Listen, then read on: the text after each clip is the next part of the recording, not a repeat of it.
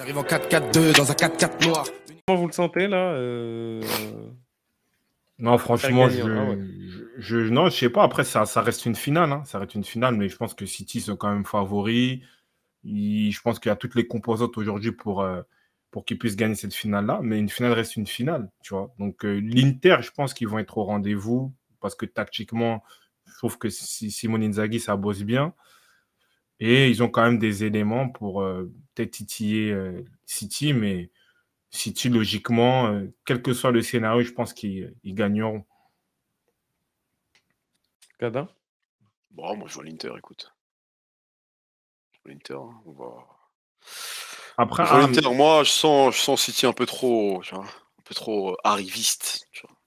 Là, c'est pas le Real en face, c'est pas le Bayern, c'est l'Inter. C'est le petit poussé, l'équipe qui devait pas être là.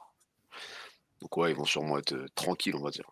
non, Tranquilles, ils vont... Je sais pas, ils ont la pression, c'est bizarre pour City, moi, je les sens pas. Bon, après, ils ont tous les éléments pour gagner, hein. Peut-être leur équipe A, leur équipe B, ils peuvent gagner avec les deux équipes.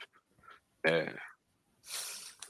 Vous pensez la finale sera facile pour City, les gars? Ouais, non, moi je pense que ça sera vraiment un choc tactique. L'Inter va pouvoir les gêner parce qu'ils ont un milieu de terrain aussi qui est très performant et c'est ce milieu de terrain qui a pu jouer en finale, même si peut-être il y a une incertitude sur Mkhitaryan, mais tu remplaces par Brozovic, c'est pas mal.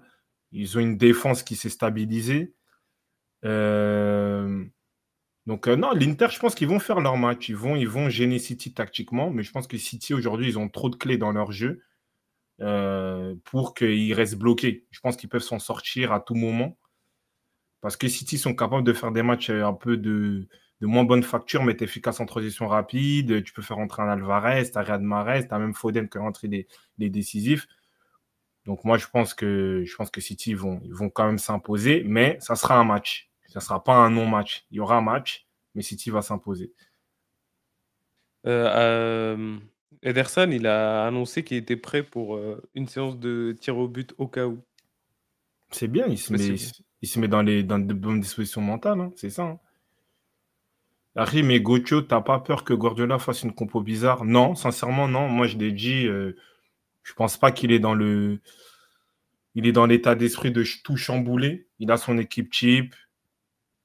Donc, il va respecter son schéma, je pense. Parce qu'en fait, il a un schéma, il n'a plus besoin, j'ai l'impression par rapport à son système, il n'a plus besoin de changer les choses parce qu'il peut, comment dire, avec son schéma, il peut s'adapter même pendant le match, tu vois.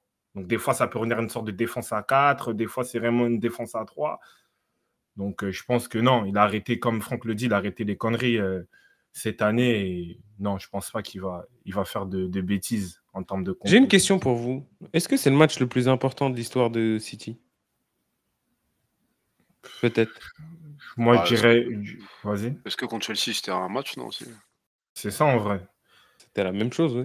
Oui, au final, ils l'ont raté, donc aujourd'hui, ils l'ont c'est le perdu, deuxième. oui, c'est une deuxième chance, on va dire. Mais vu que Chelsea, c'était le premier, c'est plus historique que celui-là. Ouais, voilà. Et c'est ça, je pense, qui va faire que peut-être ils vont gagner. Ils ont déjà l'expérience. Là, c'est la première, ça avait un peu chaud. En fait, là, tu vois que City, ils seront capables de refaire une autre finale. Donc, je pense qu'ils vont plus la prendre avec plus de légèreté, de recul. Donc, non, moi, je pense pas que c'est ça le match le plus historique. Parce que même Guardiola, il le dit, même s'il se défend, en vrai, il a apporté une autre dimension à City, une certaine structure qui fait que non, c'est pas ils vont le prendre avec plus de recul. Mais Checo, s'il a raison, c'est vrai que quand peut-être il y a le triplé historique, mais bon, ça ne sera pas les premiers parce que Manchester, ils l'ont déjà fait. Ils vont juste suivre Manchester United. Donc, bon. Après, ça va faire depuis 99. Mais non, je pense pas que ce soit vraiment le truc le plus important.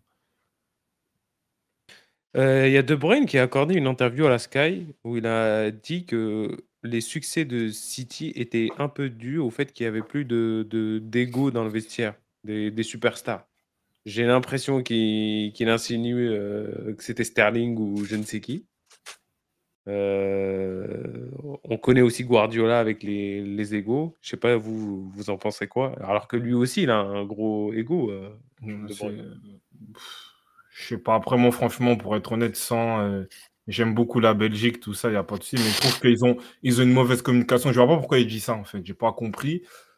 À l'époque, quoi, t'avais quoi? Yaya Touré, Tevez, Agüero, je sais pas. Je sais pas de qui il parle concrètement. Peut-être il parle de Cancelo, oui. Peut-être récemment, peut-être.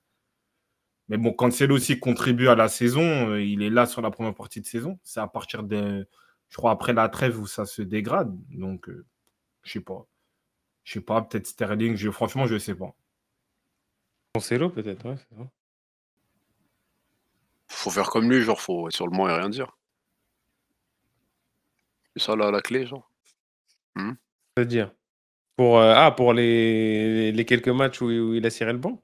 Ouais, ouais, le petit mois là où hein, il était un peu en porte-à-faux. Faut faire ça, alors c'est toujours Guardiola qui a raison. Bah après, là ça. Bon, regarde où est-ce qu'il les emmène quand même, Kada, t'es dur, hein. Cette saison. Après Bah, temps, avec après, cette après. stratégie, oui. Ah ouais, cette saison. Bon après, ouais, c'est une gestion d'effectif, hein, au final, c'est le coach qui a raison. C'est le coach qui a raison après.